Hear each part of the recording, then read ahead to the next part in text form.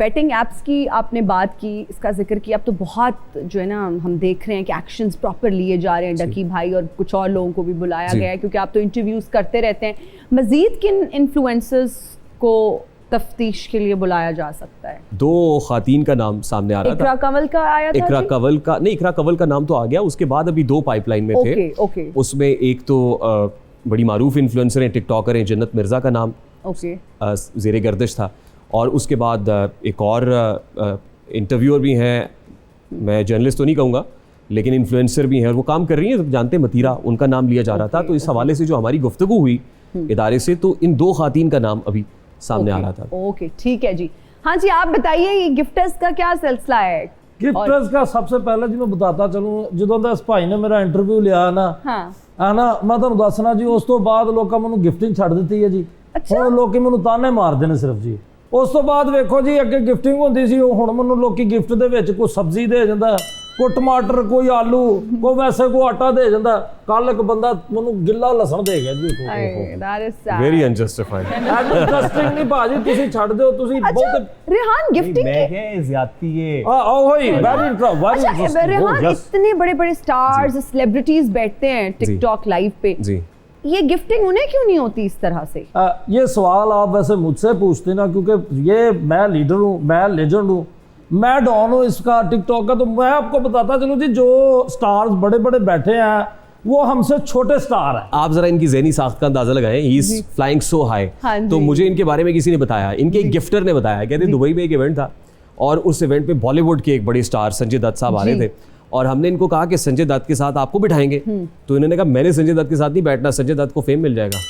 हाँ तो सही क्या देखो जी। God really?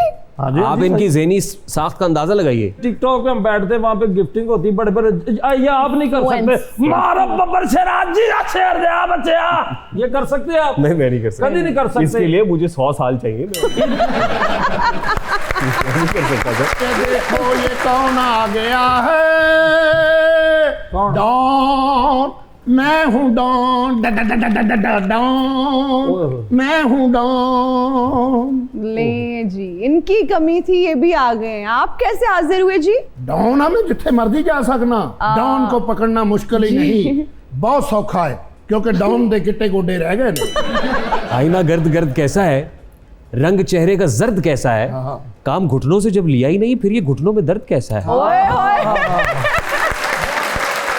मैं असल ਦੇ ਵਿੱਚ ਭਾਜੀ ਵਾਲਾ ਆਇਆ ਜਿਹੜਾ ਲੋਕਾਂ ਦੇ ਇੰਟਰਵਿਊ ਕਰਕੇ ਤੇ ਉਹਨਾਂ ਨੂੰ ਮਸ਼ਹੂਰ ਕਰ ਰਹੇ ਆ। वैसे वाकई मतलब वायरल जा रहे हैं इनके सारे इंटरव्यूज, तो बड़ा अच्छा कंटेंट होता है, बहुत अच्छी गुफ्तगू करते हैं। ਇਸ ਲਈ ਤਾਂ ਮੈਂ ਇਹਨਾਂ ਕੋ ਆਇਆ ਕਿ ਮੇਰਾ ਇੰਟਰਵਿਊ ਭਾਜੀ ਤੁਸੀਂ ਕਿਉਂ ਨਹੀਂ ਕਰਦੇ, ਮੈਂ ਤੁਹਾਨੂੰ ਸ਼ਰੀਫ ਆਦਮੀ ਲੱਗਦਾ। ਮੈਂ ਕਿਹਾ ਡੌਨ ਮਰਿਆ ਕੁੱਤਾ ਕਿੰਨੀ ਕੁ ਦੂਰ ਸੁੱਟ ਕੇ ਆ ਸਕਣਾ ਭਲਾ? ਅਰੇ ਇੰਨੀ ਤਮੀਜ਼ ਹੈ ਇਹਨੂੰ ਪਤਲੂ ਨੂੰ, ਹੈ ਖਾਣਾ ਖਰਾਬ ਦਾ। ਉਹ ਸ਼ਾਵਾ ਸ਼ਾਵਾ ਸਵੇਰੇ ਫਿਰ ਸਾਰੀ ਰਾਤ ਬੋਲਦਾ ਹੀ, ਸਵੇਰੇ ਤੋਂ ਕੋ ਬੋਲੇ ਨਹੀਂ ਜਾਂਦਾ, ਇਸ਼ਾਰੇ ਨਾਲ ਕਹਿੰਦਾ। देख लो कैसे रेहान साहब, देखो आपके सामने आप फिर हमें बोलते हैं। रेहान साहब ਤੁਸੀਂ ਮੇਰਾ ਇੰਟਰਵਿਊ ਕਰੋ, ਮੈਨੂੰ ਪੁੱਛੋ ਮੈਂ ਕਿਹੜਾ ਕਿਹੜਾ ਧੰਦਾ ਚਲਾਉਣਾ, ਕਿਸ ਕਿਸ ਧੰਦੇ ਦੇ ਵਿੱਚ ਮੇਰੇ ਹੱਥ ਮੂੰਹ ਕਾਲੇ ਨੇ, ਤੁਸੀਂ ਮੈਨੂੰ ਪੁੱਛ ही नहीं रहे। मैं जरूर करना चाहूंगा, मुझे मिले ही आप आज है। ये पूछना चाह रहे हैं और ये कहना शायद ये चाह रहे हैं कि आप इतने डॉन्स का इंटरव्यू कर चुके हैं, इनका कब करेंगे? डॉन्स का इंटरव्यू करें, लोगों को पता चले कि डांस है क्या, और ये देखिए डांस कैसा हो रहा है। इतनी लचक वाला डॉन मैंने पहली बार देखा है। ਤੁਸੀਂ खुश नसीब हो, एडियां सस्तियां मशहूरियां कर रहे ने ना कावे ते रसगुल्लियां ते मैं ਤੁਹਾਨੂੰ ਦੱਸ ਨਹੀਂ ਸਕਦਾ, बेड़ा तरे पैसे लेंदी ही नहीं गई उथे। इनका बहुत अच्छा टेस्ट है और अभी मैंने कावा पीना है और अभी मैंने रसगुल्ले भी खाने हैं, वो तो करी जा रहे हैं फ्री। आपने कहाँ देख लिया वीडियो ऐसी? मैं देखता, मैं रिसर्च करता हूँ पूरा। आपको आप कहाँ दिहाड़ियाँ लगाती हैं, मुझे स्टॉक करते हैं, इसके अलावा कहाँ दिहाड़ी लगाती हैं, मुझे सारा पता है। साडा बेड़ा तर जे तेरा बस नहीं चलता, तू ते फीता कटन का भी 400 ले लेंगे। ये साथ लेकर जाया करो, फिर मेरा मुंह बंद रहेगा। मेरी बात सुने जी जी। आप एक तो मेरे शो में आ गए हैं, फिर आप कह रहे हैं लोगों को वायरल करते हैं। लोगों को वायरल नहीं, बेनकाब करते हैं लोगों को, असलियत सामने आती है लोगों की। आपने अगर कोई रेलेवेंट सवाल पूछना है तो आप पूछिए, वरना प्लीज। अंडरवर्ल्ड ਦੇ ਵਿੱਚ मेरी बहुत घट रेटिंग आ रही है, मैं चाह रहा मेरा इंटरव्यू करना है। शुक्र है मैं ਤੁਹਾਡੇ को आप चल के आ गया, नहीं तो सोहेल वड़ैच साहब ਜਿਹੜੇ ਨੇ ਮੈਨੂੰ ਕਹਿ ਰਹੇ ਨੇ ਕਿ ਮੈਨੂੰ इंटरव्यू दे। एक दिन ਜਿਹੜਾ ਨਹੀਂ ਉਹ ਘਰ ਆਉਂਦੇ, ਸਾਰਾ ਕੁਝ ਕੀ ਖਾ ਜਾਂਦੇ ਨੇ। तो वो तो इतने सीनियर जर्नलिस्ट है, आपको चाहिए था कि आप जरूर बारे च इंटरव्यू। नहीं, वो खाते बहुत ने। ये देखे नाज़रीन, ये टिक्कियां भी बनी हैं। मेरी बात सुनिए, अभी मेरे शो में उन्होंने आना है, अगर ये क्लिप उन्होंने देख लिया तो वो नहीं आएंगे। नाज़रीन, ये सीधा सीधा तदाब नहीं है। रेहान, आप बहुत ज़बरदस्त मुकर्रर भी रहे हैं और एक तकरीर ने आपको ईवानों तक पहुंचाया था, वो क्या माजरा है? देखिए, इसमें कोई दो राय नहीं है। It was a turning point for me. ये 2007-8 की बात है, जिस वक्त मियाँ बरादरान, जब मियाँ बरादरान कहते हैं तो आपको पता है मियाँ हाँ शहबाज जी, शरीफ और मियाँ नवाज शरीफ की बात कर रहे हैं। एग्जाइल के बाद, जलावतनी के बाद वापस पाकिस्तान में आए थे और पंजाब में इनकी गवर्नमेंट आई। बिल्कुल। तो उन्होंने एक पंजाब में डिबेट कॉन्टेस्ट कराया, डिक्लेमेशन कॉन्टेस्ट था, उसमें मैं पंजाब से विन करके आया। And you were very young. हाँ, बैक इन 2007 and 8 की बात है ये। तो उस वक्त मैंने फर्स्ट टाइम पाकिस्तान की पॉलिटिकल लीडरशिप को इतना क्लोजली, यानी इतने सारे लोग बैठे हुए थे, तो ज़ाहिर है जज्बात का ठाठे मारता हुआ समंदर था कि भाई I have to do it, अब मुझे बताना है कि मैं कितना अच्छा मुकर्रर हूँ। अच्छा, 2 मिनट दिए गए थे बोलने के लिए। मेरी जो तकरीर है उसका दौरानिया कोई 5 से 7 मिनट था। 7 मिनट, लेकिन 2 मिनट मुझे दिए गए थे। तो 2 मिनट जब हुए तो उसने मुझे रिंग की बेल के, बस करो।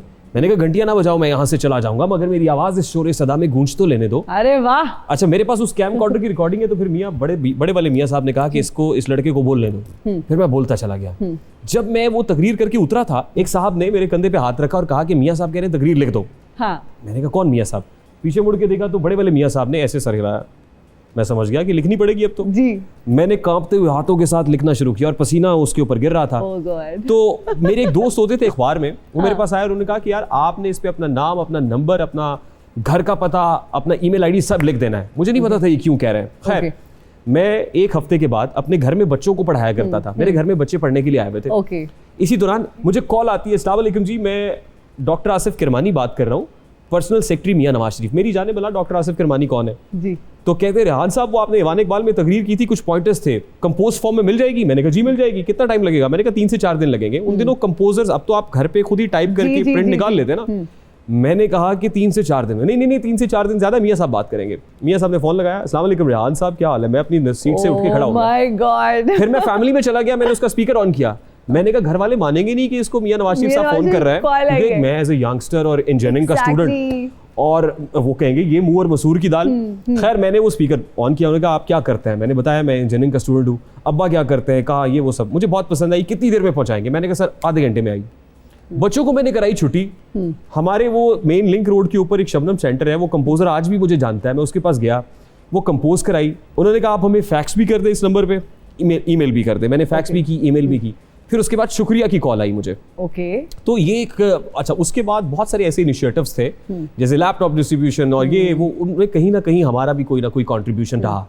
तो बहुत ज्यादा जब कुर्बतें बढ़ी, फिर मुझे ये लगा कि नौजवान अपने वक्त का बादशाह होता है, उसे ये ईवानों में और यहाँ जाके अपने जो बादशाहत है ना उसको खोना नहीं चाहिए। फिर मैंने अपने पल्लू के साथ ये शेर बांध लिया, ये आज भी स्ट्राइक करता है इस दिमाग के साथ कि ऊंचे ऊंचे दरबारों से क्या लेना, भूखे नंगे बेचारों से क्या लेना, अपना खालिक अपना मालिक अफजल है, आती जाती सरकारों से क्या लेना। वाह वाह, मुझे ये बिल्कुल अब यकीन हो गया कि शेर व शायरी से भी बहुत लगाव है। हाँ बेशक है। तो कैसे याद, हाफजा बहुत अच्छा है, एक दफा पढ़ लो तो याद हो जाता है। अच्छा, लोग मुझसे पूछते हैं कि ये कैसे याद रह जाता है। देखिए, मैं शेर को याद नहीं करता, मैं उसको एंजॉय करता हूँ। तो शेर को याद नहीं करना चाहिए, उसको एंजॉय करना चाहिए। वाह, जैसे हम गाने के लिरिक्स को एंजॉय करते हैं ना, तो हमें एफर्ट नहीं करनी पड़ती, हमें वो याद रह जाते हैं। अच्छा, वैसे आपको सीनियर जर्नलिस्ट ने शायद ये बताया हो कि एक वक्त था जब सहाफी को ना कोई किराए पे मकान देता था, ना कोई बैंक लोन देता था और ना रिश्ता आसानी से मिलता था।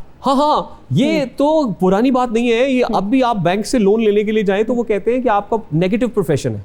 मैंने कहा अच्छा ये क्या होता है? उन्होंने कहा जी ये जो जर्नलिज्म है या मीडिया है ना, इसको हम नेगेटिव प्रोफेशन की कैटेगरी में डालते हैं, तो इसलिए आपको लोन नहीं मिलना, लोन नहीं मिलेगा। और दूसरी जो आप रिश्ते वाली बात कर रहे हैं, मेरा एक दोस्त है तो वो खबरें पढ़ा करता था, तो उसके घर में रिश्ता देखने के लिए लड़की वाले आए। अच्छा। तो लड़की वालों ने कहा मुंडा की करता है? उन्होंने कहा जी वो खबरें पढ़ता है। अच्छा, वो तो ठीक है, करता की है?